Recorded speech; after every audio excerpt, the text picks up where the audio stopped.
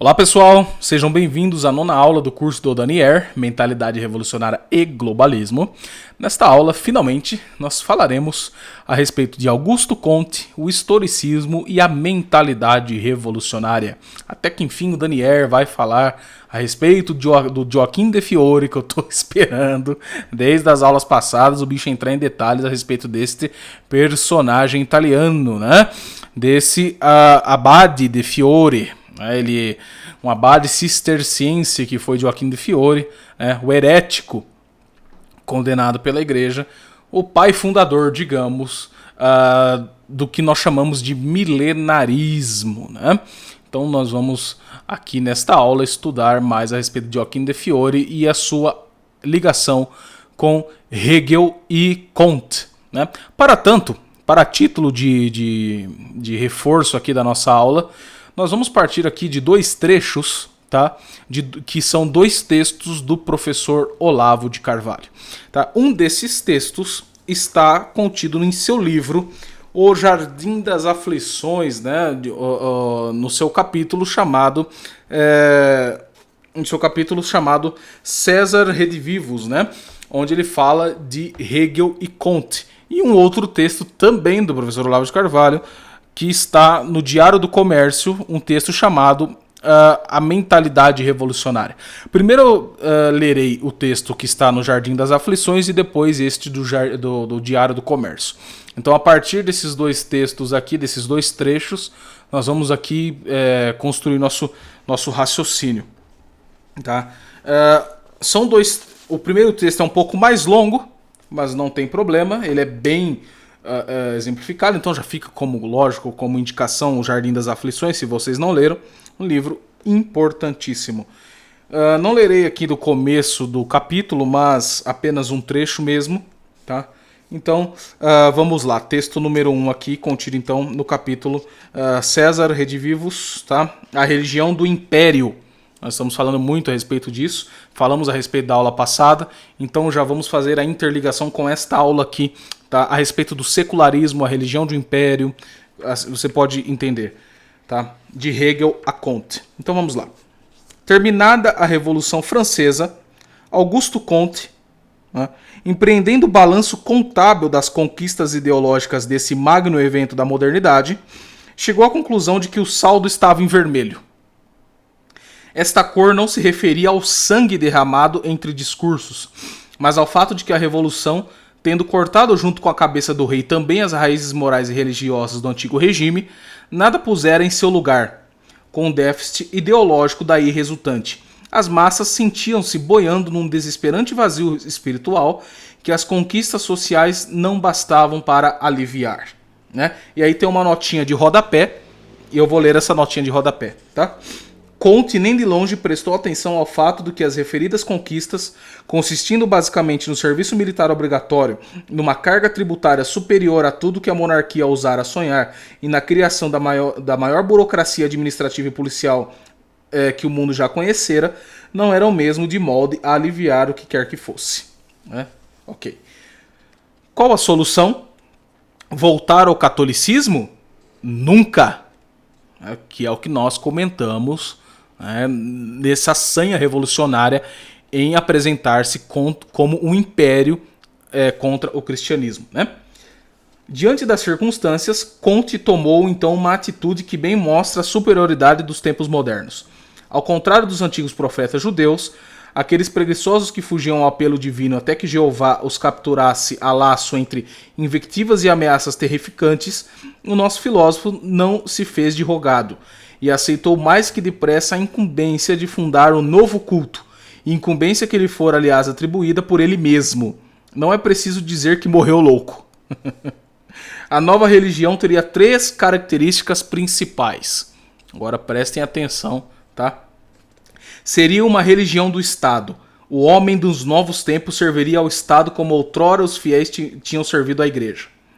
Para marcar sua ruptura com a era anterior, ele instituiria um novo calendário com ritos festivos dedicados aos grandes homens, entre aspas, né, cujo advento a este mundo marcara as etapas decisivas do progresso histórico, entre aspas. A nova religião assinalaria o ingresso da humanidade na etapa decisiva de sua evolução temporal, a Era Positiva, marcada pelo predomínio da ciência e da técnica, após a Era Mítica inicial e a Era Metafísica intermediária. Nessas três características aparecem os traços básicos que definem o que chamei de divinização do tempo, a identificação da lei religiosa com a lei civil, ou absorção da igreja pela sociedade política, o culto dos antepassados e o conceito da dimensão temporal como campo onde se realiza um progresso predestinado. O que nós comentamos aqui do negócio predestinado da secularização do Calvino? A divinização do homem atomístico dentro do tempo, né? A predestinação calvinista sendo secularizada, tá? Então encontra-se um entendimento aqui, tá? Em suma, César Redivivus, né?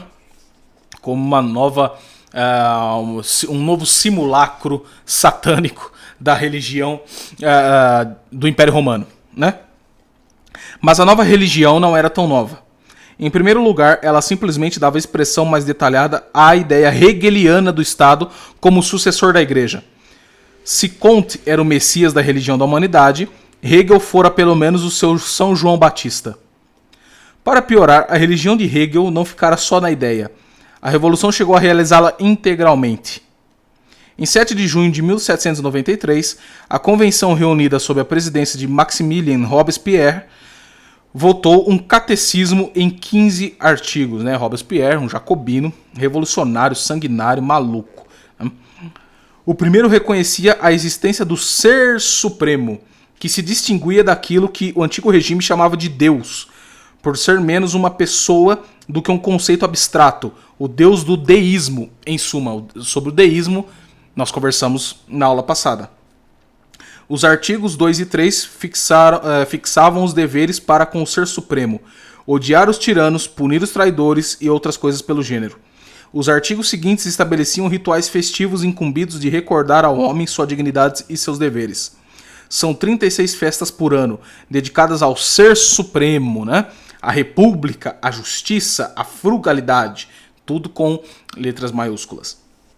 E há outras coisas excelentes, entre as quais a indústria e a agricultura, também com letras maiúsculas. E mais 4 celebrações extras, a principal das quais em 14 de julho.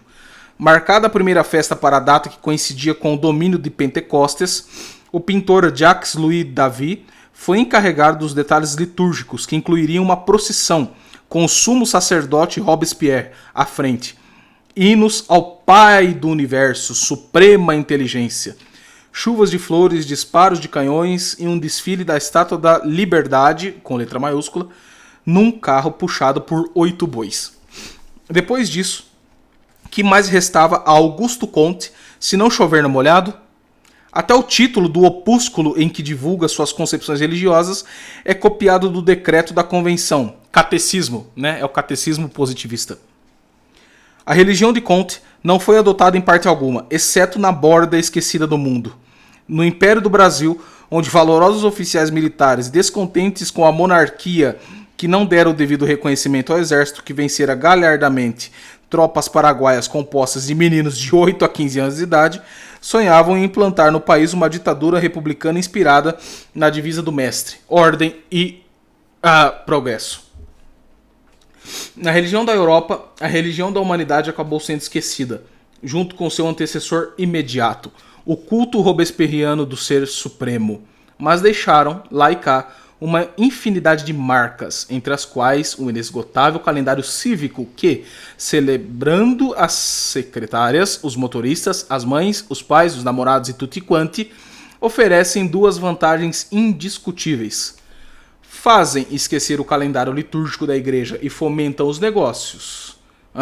Na verdade, fazem mais que isto, fornecendo um exards para a experiência religiosa do tempo qualificado, épocas especiais em que o fluxo dos eventos muda ciclicamente de tonalidade, recordando ao homem a relatividade do tempo e a imersão de tudo no eterno, né? O calendário cívico ajuda a aprisionar a mente humana no tempo socioeconômico, no tempo administrativo, elevado ao estatuto de uma realidade metafísica. no quadro de uma organização social, onde horários e rotinas, frutos da decisão humana, pesam sobre os homens com o peso de uma coerção física. Não é de espantar que o empregado em férias, contemplando o mar e as montanhas, imagine sonhar e que, ao retornar ao seu lugar na fila do relógio de ponto, sinta retornar à realidade. Esse trecho aqui do Olavo, ele é realmente brilhante, porque mostra como a religião civil de Augusto Comte, baseada no historicismo hegeliano, dialético hegeliano, faz com que tenha ali a inversão de sujeito e objeto. Quer dizer, o sujeito, quando ele está perante a realidade, por exemplo, perante a natureza, as coisas, as criações de Deus, ele não tem a noção real do tempo. Ele só tem a noção quando ele está no mundinho fechado, no mundinho administrativo, no mundinho construído pela sociedade de massas. Ali ele tem a noção da realidade. Quer dizer, é uma inversão. E aí a sua cognição vai para o espaço mesmo. Você não tem a noção da realidade, a noção das coisas, a noção, a presença do ser. O que você tem é um mundinho concebido pela administração, baseada naquilo que nós falamos na aula passada, né? Na sanha do controle, na sanha do poder.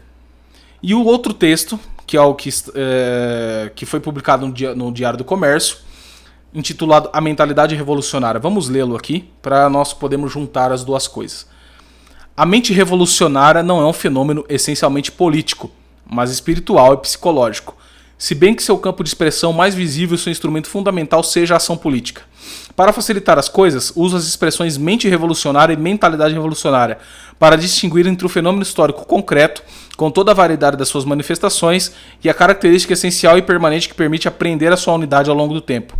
Mentalidade revolucionária é o estado de espírito permanente ou transitório, no qual o indivíduo ou grupo se crê habilitado a remoldar o conjunto da sociedade, se não a natureza humana em geral, por meio da ação política, e acredita que, como agente ou portador de um futuro melhor, está acima de todo julgamento pela humanidade, presente ou passada, só tendo satisfações a prestar ao Tribunal da História.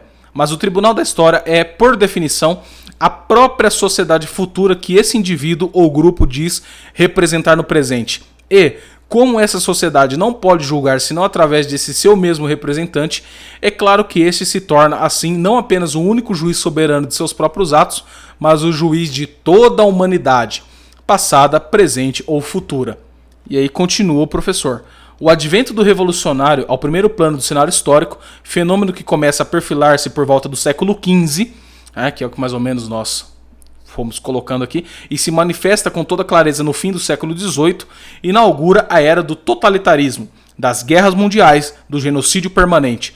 Ao longo de 2 séculos, os movimentos revolucionários, as guerras empreendidas por eles e o morticínio de populações civis necessário à consolidação de seu poder mataram muito mais gente do que a totalidade dos conflitos bélicos, epidemias, terremotos e catástrofes naturais de qualquer espécie desde o início da história do mundo.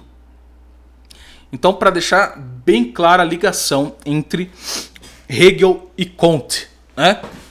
O historicismo e, claro, a nova religião civil. Contudo, para darmos aí uma unidade nisso tudo, vamos comentar até que enfim de Gioacchino de Fiore. Por que nós falamos em historicismo? Quem que fundou esse treco chamado historicismo? Ora, o que acreditam então os cristãos? Em Deus. Mas como é esse Deus? Como nós falamos, é o Deus da Santíssima Trindade. Deus Pai Criador, seu Filho, nosso Senhor Salvador Jesus Cristo, o Redentor, e o Espírito Santo Santificador. Os 3 cossubstanciados. Deus Pai, Deus Filho, Deus Espírito Santo. Os 3 são cossubstanciados. É o Deus triuno. Ao mesmo tempo que ele é uno, ele é trino. E Deus não é um universal abstrato, senão que é o verbo encarnado. Ele habitou entre nós. Deus é uma individualidade concreta. Deus não é um universal abstrato. Deus não é o Deus, o ser supremo, o Gadu, o grande arquiteto do universo. Não, Deus não é essa abstração. Deus é consubstanciado que se fez carne. Certo? E Joaquim de Fiore, de alguma maneira, ele acreditava nisso. Ele acreditava na Trindade. Só que para Joaquim de Fiore, o que ele faz, como todos esses pensadores que nós estudamos fazem, ele faz uma redução. Ele reduz a Santíssima Trindade à história. Pois é, para Joaquim de Fiore, o fim último do homem não é mais a salvação de sua alma, quer dizer, não é mais o fim transcendente. Não é mais a salvação de sua alma através de nosso Senhor e Salvador Jesus Cristo. Para Joaquim de Fiore, a salvação do homem se daria no imanente, não no transcendente. No ideal imanente, no percurso da história. Agora façam um link com o que diz Olavo da mentalidade revolucionária. Então Joaquim de Fiore separa a história em 3 camadas, assim como é a Santíssima Trindade.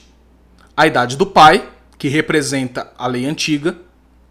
A idade do Filho, que irá representar toda a cristandade. Né? E a idade do Espírito Santo, que é a idade que chegaria então à idade do amor, a idade da paz, a idade da salvação dos homens, a idade do esclarecimento do Espírito. Então seria uma consumação terrena. O homem então tomaria consciência de toda a história, de todo o bem, e iria então viver na paz terrena dentro do cosmos, no intracosmion, né? Como diz Eric Fögelin, no intracosmion. Então o homem, a sua consumação é na história. É lógico, nem preciso dizer que isso é gnose da mais braba. Né? Isso é gnosticismo, isso é gnose da mais braba. Joaquim de Fiore, sim, ele é do século XII, né? Naturalmente que ele é um gnóstico. Claro que ele é um gnóstico. Eminentemente gnóstico. Quer dizer, todos os alertas vermelhos para a gnose acendem quando nós falamos em Joaquim de Fiore. Hegel, gnóstico, também. Quando nós falamos em Hegel, um filósofo da história, né? Talvez o maior filósofo da história seja o Hegel. Brilhante filósofo. Né? Assim, como eu falei na aula passada, não subestimem, tá? Não é qualquer um que entende Hegel. Ele é um filósofo dificílimo de se entender, chatíssimo de se entender. Por quê? Claro, o sistema hegeliano teria a sua consumação então no Estado. Mas o Hegel, assim, ele fez diversas manobras mentais para não ter que encarar a realidade. Porque o Hegel ele tinha uma sanha por poder. Ele queria ser ele mesmo, né? Como diz o Olavo, o próprio São João Batista da história. Ele queria ser ele mesmo o sentido da história. Ele queria ser o sentido da história. Por que eles queriam ser o sentido da história? Ora, Cristo mesmo, nosso próprio Senhor Jesus Cristo não disse que ele não sabia quando era o fim da história? Somente Deus Pai sabe? Não foi isso que Cristo disse? O historicismo é, digamos assim, a grosso modo, tá? Um movimento, né? Para apenas de identificação. Não existe uma escola puramente historicista, existem influências historicistas. Mas vamos usar o termo movimento aqui só para exemplificação. O historicismo é um movimento que vai contra o que diz Jesus Cristo. Eles falam quando é o fim da história. Que se dará num certo final do milênio. Por isso que Joaquim de Fiore é um milenarista. E as seitas milenaristas, né, que vão muito se incorporar, não digo nos próprios reformadores protestantes, mas depois em diversas outras seitas, né, que muitas vezes não devem nada diretamente à reforma, né, mas que, como elas vão se juntando ao messianismo judaico, quer dizer, aquelas seitas mais judaizantes que os próprios reformados não gostam, se você conversar com um calvinista, ele vai olhar para essas seitas mais judaizantes com um certo desprezo mesmo. Né? Os próprios calvinistas vão olhar com certo desprezo. Assim como os luteranos, tá? Eles vão olhar com certo desprezo essas seitas mais judaizantes. Por exemplo, a seita do Edir Macedo, que é uma seita puramente milenarista, historicista e judaizante. Os próprios calvinistas, os próprios reformados vão olhar torto para isso. A verdade seja dita. Eles vão olhar torto para isso. Não é isso? Se tiver algum reformado aí me assistindo, vai confirmar isso que eu estou falando. Ninguém gosta de Edir Macedo. Mas por conta dessas características, né, que durante a história chegaria o tempo de bonança, de prosperidade, né, de bens materiais que darão o sentido da história. Bom, mas se o próprio Cristo falou que não sabia quando a história ia acabar, somente Deus Pai, cabe a refutação aqui do Voegelin, né? O Voegelin fala, ora, se nós não sabemos quando a história vai acabar, não tem o menor sentido em falar em sentido da história. Porque nós não sabemos quando ela vai acabar, então não tem. O único sentido que há é o sentido no ser. A nossa participação do ser, portanto, na participação do corpo místico. Só aí você vai encontrar sentido. Não há sentido da história. E isso H maiúsculo, tá? Não há sentido da história. Porque nós não sabemos quando ela vai acabar, então não tem sentido nenhum. Não dá pra você fazer uma síntese final da história, como quis o Hegel. O Hegel fala, não, o sentido da história, a síntese final da história é o Estado. Né? Portanto, ele mesmo que percebeu isso. O Hegel percebeu, olha, não é que a história toda dialética, ela é uma tese, uma antítese e uma síntese. Uma tese, uma antítese e uma síntese. Iluminada pelo espírito. Que espírito? O espírito da história. Que vai se consumar, né, na história. Portanto, ele mesmo descobriu isso e ele é o sentido da história. A filosofia dele é o sentido. A fenomenologia do espírito é o sentido da história. O que o Hegel quis? Criar uma segunda realidade.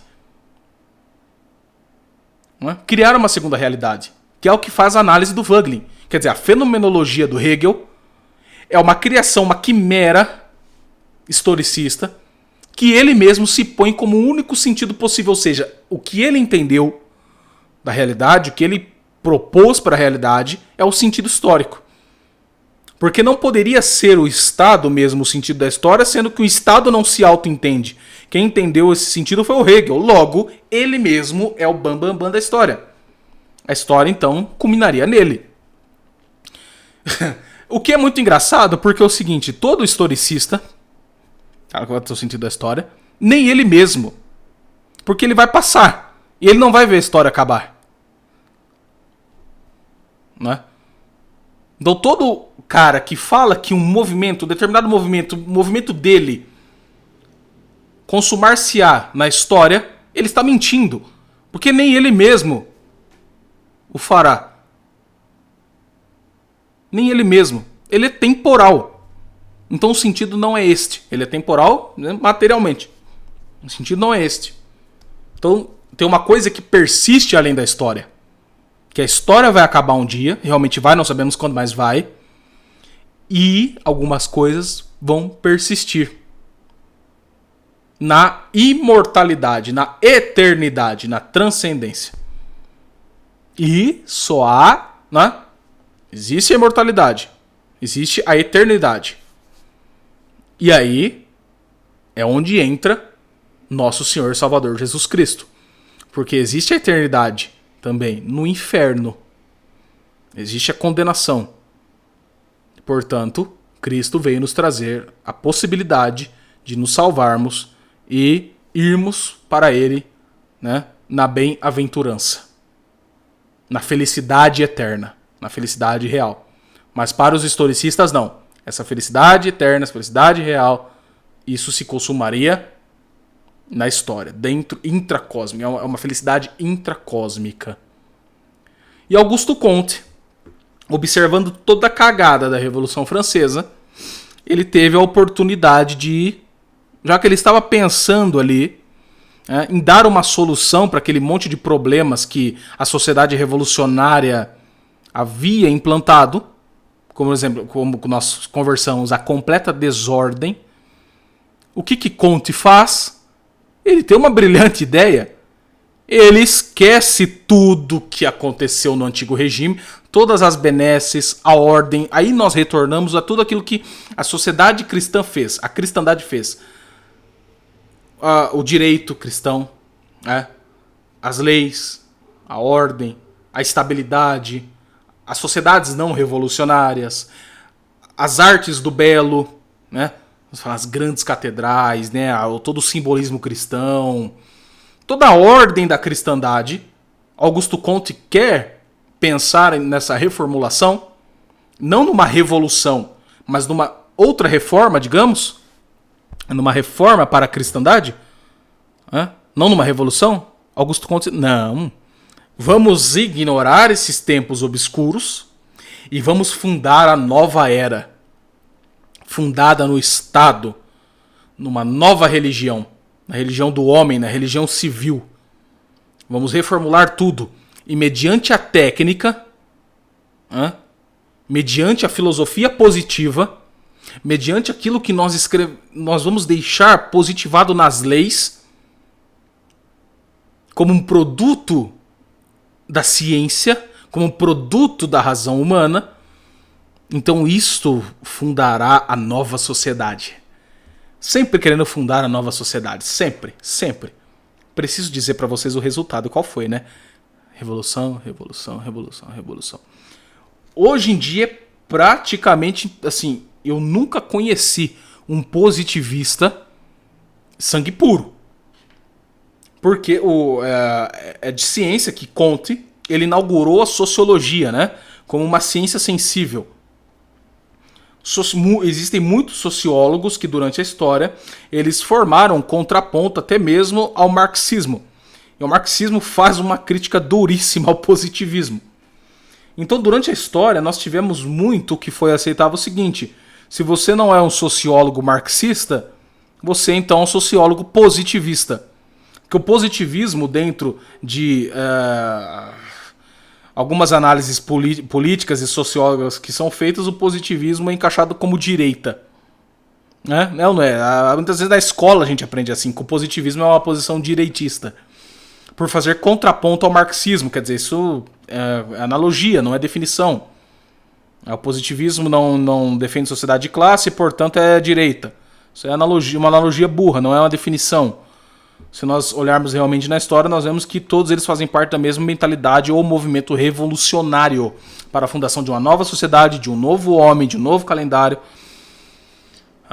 E Augusto Comte também é um daqueles que vai negar de novo, virar as costas para a ordem do ser. Vai virar as costas de novo para a ordem do conhecer, para a ordem do ser, para a nossa inteligência. Para Augusto Comte, essa nova sociedade, né, deveria ser fundada por racionalizadores, por técnicos que não fazem juízos de valor. Eu penso, como assim, Comte? Como assim? Porque se hoje nós olhamos o prisma jurídico desses superestados que hoje existem, a União Europeia, por exemplo, nós vemos que o positivismo jurídico e, por conseguinte, o seu ativismo é uma coisa que destrói a ordem social. Vejamos aqui no nosso Brasil, nós vivemos em pleno ativismo judicial. Isso é resultado, sim, do positivismo jurídico, da redução do direito ao mero nome, ao mero positivismo da lei. Aquilo que eles escrevem aquilo que eles pensam é a racionalização do ser, quer dizer, o racionalismo do ser. Eu pensei, logo a coisa é. O negócio deriva da minha razão, a coisa é. O que eu acho é. Então aquilo que está escrito, positivado na lei, formulado por um grupo de técnicos racionalistas, aquela coisa é a realidade em si mesma. Então, através do positivismo jurídico, que não se ordena mais ao direito natural, portanto, ao direito divino, toda a aula, o meu celular, que eu esqueço de deixar no silencioso, ok? Então, o positivismo jurídico, que não se ordena mais ao direito natural, portanto, ao direito divino, não há mais essa ordem, há uma redução, corta-se esses dois direitos, apenas reduz tudo à razão e reduz tudo ao que está no papel, ao direito positivo. Resultado, revolução. Resultado, morticínio. Resultado, genocídio. praxis, desse idealismo historicista, nunca ser julgado, como diz o Olavo, definindo a mentalidade revolucionária. Quando nós olhamos pelo prisma liberal, os liberais estão sempre jogando o mito da democracia liberal na sua cara. Lembra que nós falamos na aula passada, a brincadeira? Jesus Cristo, o Estado é laico. O Estado é laico. Calha a boca, o Estado é laico. Nós brincamos nesse sentido. O liberal faz a mesma coisa com a democracia. Além de jogar o Estado laico na sua cara, ele fala democracia. A democracia. Não é isso que nós vemos na boca do brasileiro? O mito da democracia. Democracia, democracia. Isso é em prol da democracia. Isso foi feito pela democracia. Isso é para a democracia. Né? A democracia, não sei, parece o jovem, né, retardado.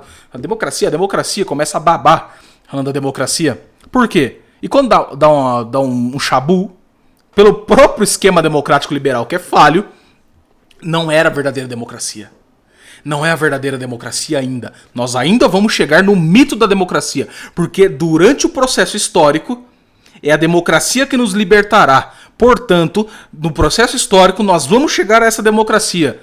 Quando vai chegar? Não sei, mas é o processo histórico, né? Estamos indo lá. Estamos chegando no mito da democracia. Se der algum outro chabu, revolução, instrumentalização da democracia, não tem problema. Isso é uma deturpação da democracia.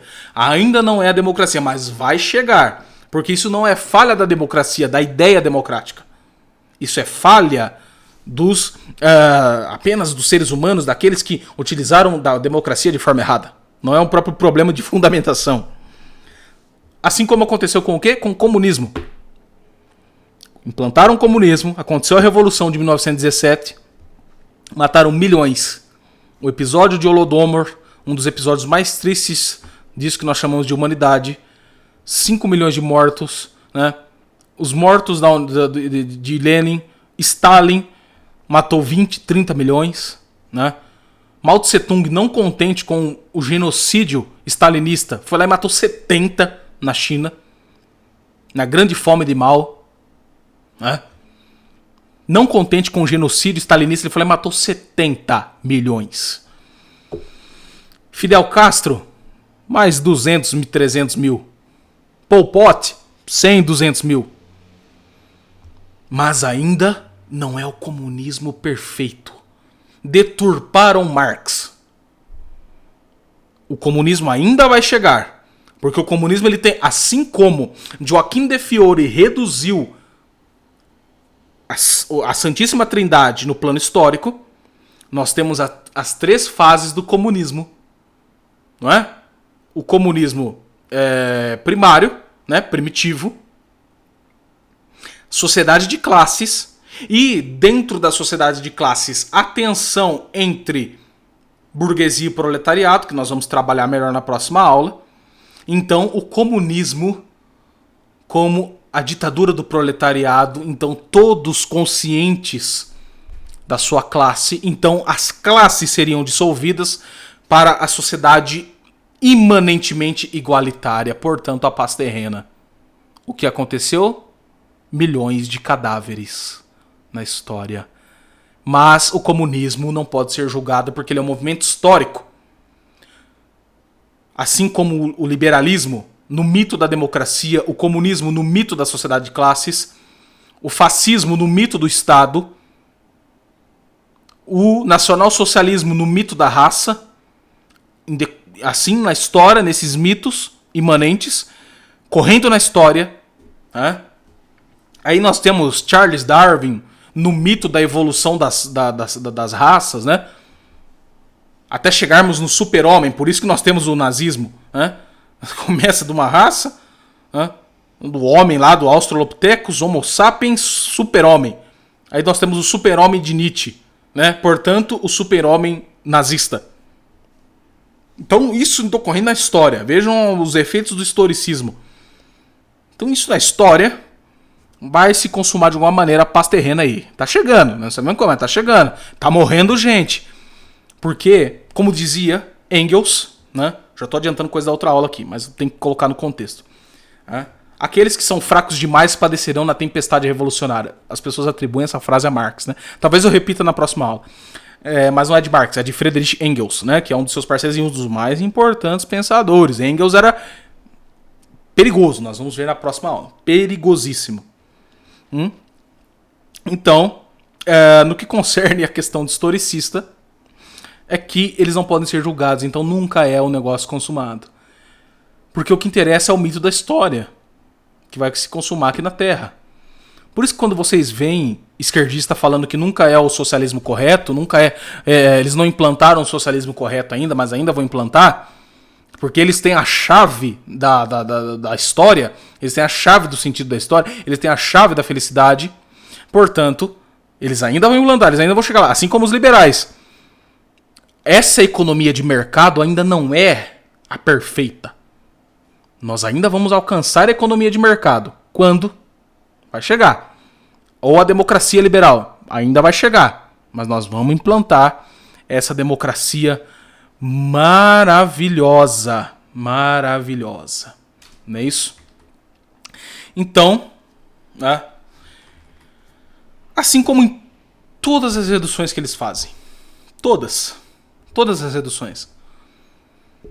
A tecnologia moderna nos trará a felicidade eterna. Então, nós tivemos um ponto da história em que era uma era de superstição, né?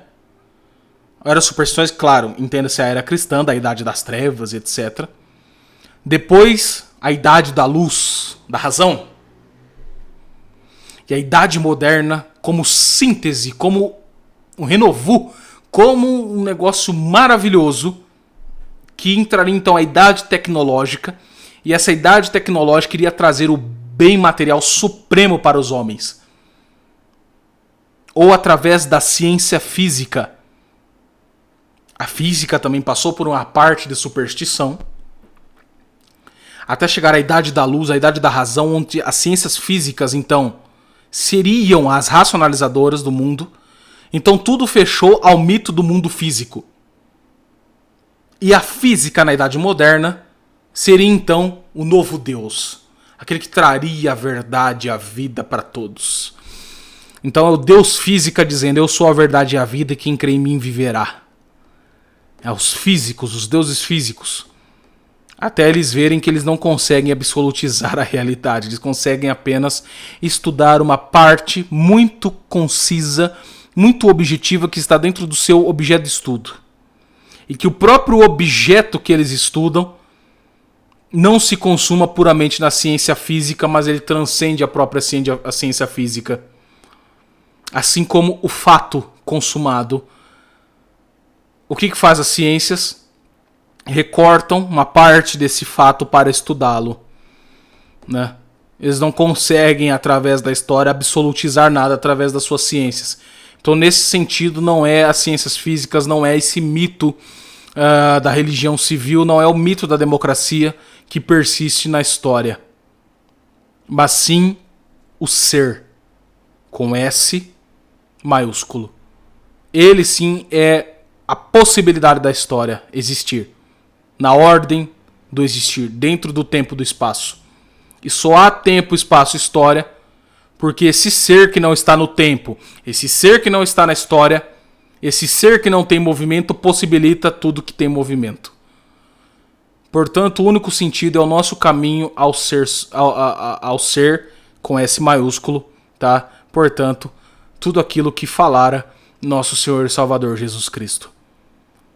Então vejam que esse negócio do sentido da história não tem sentido algum. Mas o que faz o revolucionário? Ora, o revolucionário ele vive para encontrar esse sentido, para ir de encontro a esse sentido da história. Então eles abrem mão de tudo, né? Vejam o que está acontecendo nas nossas universidades. Aqui um exemplo clássico do historicismo, aqui na nossa frente, na nossa cara, para a gente ver. Pensem num revolucionário, estudante jovem das universidades hoje num curso de ciências sociais. Um curso completamente ideologizado. Para tanto, né, fica a indicação da leitura do estudioso francês Pascal Bernardin, né, Maquiavel Pedagogo, Alguns de vocês já devem ter lido esse livro, alguns não. Então fica como indicação aqui. Maquiavel Pedagogo. As nossas crianças, não é que elas estão sofrendo de doutrinação escolar. O que elas sofrem é uma engenharia social completa, uma completa manipulação cognitiva. Ela entra na escola, ali ela sofre de todo ambiente, de todo lugar que ela convive, uma engenharia social completa. Ela sai de lá completamente ideologizada, com uma vontade de transformar o mundo. Ela sai de lá com uma mentalidade revolucionária fervendo dentro dela. Então isso não é doutrinação. Isso é engenharia social completa. Ela sai de lá completamente doida. E entra nas universidades, nas ciências sociais, prontas para continuar esse processo. Né? Esse processo maléfico, esse processo dialético maligno. Então, essas pessoas, elas só vão encontrar sentido na revolução. É por isso que quando nós falamos que liberais são joguetes de revolucionário, aqueles liberais que acreditam que a consumação virá pelo mercado, eles não sabem o tamanho do quiprocó que eles estão enfrentando, porque o revolucionário, se o sentido da luta dele se dará na história, para o revolucionário não interessa qual ideologia ele vai usar. Por isso que o comunismo não é aquela definição tosca e academicamente aceita de que é a estatização dos meios de produção. Não é isto. Porque, como veremos, o comunismo não foi, nem passou perto da estatização dos meios de produção. Muito pelo contrário. Eles perceberam que essa economia, esse tipo de economia seria impossível. Mas que o movimento histórico poderia se renovar. Dentro das suas próprias contradições, dentro das próprias ideologias que contemplam o movimento. É um movimento histórico, é um movimento revolucionário. Portanto, ele comporta em si mesmo várias ideologias. Porque o comunismo ele já nasceu, por exemplo, como um mito do império. Marx, quando ele fala do proletariado, né, quando sai lá no Manifesto Comunista, proletários do mundo univos, ele não fala proletários da Alemanha univos, ele fala proletários do mundo. É o mito do novo império nascendo. Um império na história. Portanto, o revolucionário, ele não tem por que ter travas. Aí aqui nós temos uma certa renovação do maquiavelismo político. Os fins justificam os meios. Para ele não interessa os meios, o que interessa é a revolução. Não interessa se ele tenha que matar, se ele tenha que roubar, se ele tenha que enganar, se ele tenha que usurpar, como eles fizeram na história. O comunismo pressupõe furto, roubo e genocídio. Né? Porque eles têm que consumar esse mito para tomar o lugar de Deus. O comunismo nada mais é do que a divinização da matéria, a divinização do homem. Eles tentam divinizar nesse mito gnóstico do espírito, aquele espírito hegeliano dialético. O espírito gnóstico está contido ali como uma libertação daquelas amarras da matéria. Quer dizer, como se o demiurgo estivesse presente novamente. O demiurgo enganando a classe proletária, que toma consciência da sua classe, combate a burguesia para o fim dessa cegueira, dessa concupiscência, que são as classes, e no final disso, o igualitarismo, a paz terrena. Portanto, a libertação do demiurgo. Isso é pura gnose. É o gnosticismo na história. Nós veremos com mais detalhes como esse gnosticismo vai se refundando dentro do comunismo até chegar no período pós-moderno, onde nós temos aí a confusão a todo gosto. Se parece que agora a confusão, o absurdo que é o desconstrucionismo, o absurdo que é o que nós estamos vivendo hoje. Então o historicismo joaquimita, de Joaquim de Fiore, é o gatilho para o que depois nós veremos na história dessas três idades imanentes, os três processos comunistas, o terceiro Reich, o terceiro reino. Hitler acreditava mesmo que o terceiro Reich, o terceiro reino, o reino dele, era a consumação da história. Portanto, ele mesmo era o sentido da história. O nazismo, o nacionalsocialismo, o mito do nacionalsocialismo, né? Muito curioso, né? Quando nós comentamos aqui a respeito das tribos germânicas, né? Do aquele mito nacionalista que já havia, acabou pegando Lutero, Martinho Lutero, no mito das igrejas, na evocação das igrejas nacionais, né? Hegel também, Hegel é alemão, né? Com o mito do Estado Nacional, e depois o Hitler, absorvendo muito do Nietzsche, o darwinismo social, né? E também o mito nacionalista, que sempre viveu na Alemanha. Sempre foi um mito na Alemanha, o mito nacionalista. E o Hitler quis abarcar tudo isso no Terceiro Reich, que se consumaria na história. O que de fato aconteceu? 5 milhões de mortos, né? Aproximadamente isso do nazismo. Perseguição aos judeus. E ele foi utilizado como massa de manobra, como ponta de lança do comunista Stalin, que no acordo lá, Ribbentrop-Molotov, utilizou do Hitler para a consumação do poder dele. Ele falou, vou usar esse idiota aí, e depois eu venho e tomo tudo. Porque o Stalin foi o maior gênio estrategista do mal, lógico, naturalmente, mas foi o maior estrategista geopolítico da história. O Stalin foi o maior gênio estrategista geopolítico da história. Não tem como, cara. Não tem pro Stalin. Né? Lenin e Stalin, mas o Stalin era demais. Realmente, o maquiavelismo do cara, a psicopatia, tudo que ele espalhou, tudo que ele fez em prol da revolução, em prol do poder, acima de tudo, acima de todos, é um negócio monumental. Fica como indicação aqui, não sei se vocês pagam aí o Lacraflix, né? Netflix, mas se for para assistir coisa boa, vale. Fica a indicação do seriado Trotsky, né, que tem na Netflix, para que vocês entendam, assim, lá é muito fidedigno, tá? Tanto que os esquerdistas odiaram. Se eles odiaram, nós gostamos. Eles odiaram o seriado, né, o Trotsky, porque ali mostra, cara, a mentalidade, assim, comunista mesmo, bem aberto, né, bem expresso.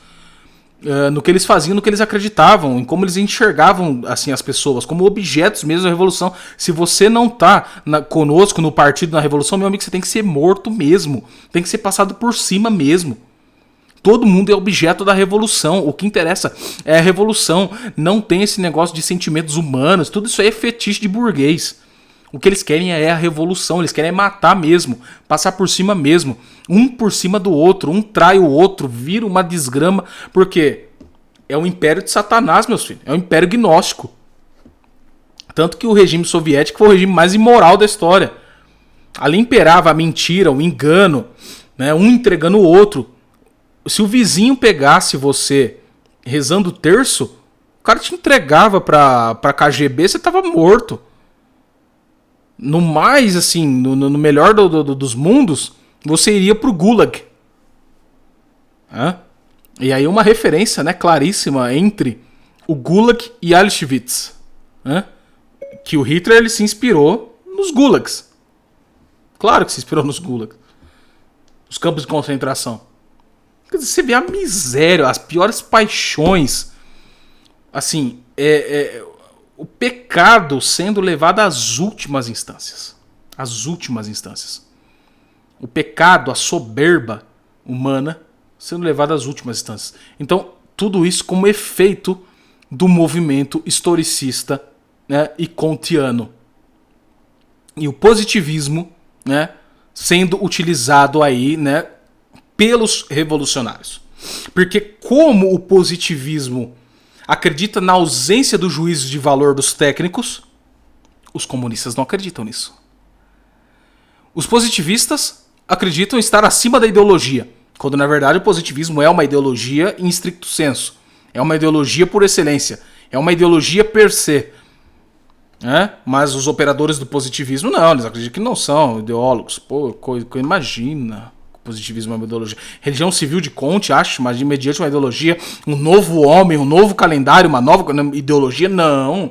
Imagina, nós estamos acima da ideologia, nós somos técnicos, nós somos racionalistas. Portanto, A nossa consumação se dá a respeito de uma consumação pragmática técnica. Nós, os técnicos, vamos dizer o que é bom para você, porque você é burro. Você é burro, você é idiota, você não tem a devida inteligência sensível que nós temos, a nossa sapiência. E, portanto, entretanto, você tem que ser aí, então, você tem que ficar quieto, cala a boca que nós comandamos a coisa aqui. Como não ter juízo de valor? Por exemplo, quando eu escolho falar a respeito disso, e não a respeito do jogo do Corinthians e do São Paulo, isso não é uma atuação do meu juízo de valor? Não é uma preferência? Portanto, não é um juízo de valor? Eu prefiro falar a respeito disso do que daquilo? E quando eu falo disso e daquilo, eu já não presumo subjetividade e objetividade? Preferências subjetivas relacionadas a algo objetivo externo? Para o positivista, há um dualismo entre as duas coisas. Ele separa uma coisa da outra e absolutiza as duas coisas. Ou é tudo subjetivo ou é tudo objetivo. Não tem uma tensão entre os dois, quer dizer, entre as minhas preferências pessoais e o dado no mundo real. E aí nós vemos, né? Então, ele nega a adequação do intelecto à coisa. Ele nega a verdade. Como que não faz juízo de valor? Para você não fazer juízo de valor, você tem que negar o tempo e o espaço. Quando Comte pensa que os mais esclarecidos não fariam juízo de valor, quando ele só pelo fato dele ter pensado isso já é um juízo de valor. Ele pensou nisto e não naquilo, preferiu isto e não aquilo. Ele preferiu ser um revolucionário louco do que pensar a respeito da ordem das coisas. Foi um juízo de valor. O sujeito fala uma coisa e só pelo fato dele falar esta coisa é impossível. Porque nem ele mesmo consegue fazer esta coisa, nem ele mesmo vive essa coisa. É o fenômeno, né, que foi estudado pelo Olavo, chamado paralaxe cognitiva. Né? Que não é uma mera contradição. Né? Mas eu vou deixar para falar do fenômeno da paralaxe na próxima aula a respeito de marxismo, com mais detalhes. Mas tanto Comte quanto Marx, Hegel, todos eles caíram na paralaxe. A paralaxe cognitiva ela não é um fenômeno psicológico. Tá? O sujeito não sofre de paralaxe cognitiva.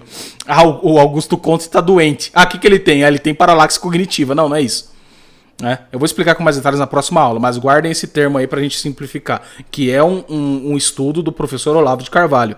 Tá? Isso vai aparecer no marxista novo lá, o Zizek, né? O Slavoj Zizek, mas o dele é uma mera contradição. O esquema do Olavo, né, da paralaxe cognitiva, o estudo dele é outra coisa diferente. Nós vamos estudar na próxima aula. Tá? Mas o Comte, só pelo fato dele ter falado isso, ele não poderia ter falado, porque nem ele mesmo. Não é a mesma coisa que Aristóteles, pô. Aristóteles, quando ele fala o homem é um animal racional, por que ele fala isso? Porque ele mesmo é um animal racional. Ele não poderia falar que o homem é um animal racional se ele não fosse um animal racional. Então essa proposição aristotélica ela é concreta, né? Ela é real. Você olha e fala, não, realmente é um animal racional. Porque ele mesmo é um animal racional. Se ele não fosse, não poderia falar o que ele está falando. O Comte não. Como assim? Não vamos fazer juízo de valor. Mas isso não é um juízo de valor? Você está falando que não vai fazer, então é um juízo de valor. Porque você não quer fazer, mas você está fazendo. Como ele não pensou isso? Quando ele pensa isso, ele está num determinado lugar, dentro do tempo e do espaço, entre a subjetividade dele e a objetividade do mundo. Meu Deus, como assim? Então ele nega tempo e espaço. Ele nega a subjetividade e a objetividade. Mas quando ele nega, ele afirma. Porque o tempo e o espaço não deixaram de ser o que são. Assim como a subjetividade e a objetividade das coisas. E o ser não deixou de estar presente. Então ele é só mais um revolucionário maluco. Mas que os efeitos da sua maluquice percorrerão a história. Tá? Então que fique bem claro tudo isso que foi falado. Tá bom, pessoal? Então, para essa aula é isso. Não adianta ficar mais aqui já para ficar bem claro, porque essa aula servirá para entrar na aula sobre marxismo. Talvez a aula sobre marxismo seja um tanto quanto mais longa que esta, porque essa dá entrada ao marxismo, tá? E aí nós veremos como que o positivismo de Augusto Comte ele é instrumentalizado em prol do marxismo, em como liberais, tecnicistas e positivistas são utilizados de massa de manobra de comunistas e marxistas, em como eles são utilizados assim, caem de ponta cabeça na revolução, porque pelo próprio pensamento deles possibilita o outro, e o outro se utiliza deles, e às vezes eles montam falsas oposições e falsas disputas, porque eles precisam que o outro discurso, às vezes, seja colocado um patamar acima para que eles possam dar 2 passos para trás e depois avançar, que é próprio do movimento dialético dos comunistas.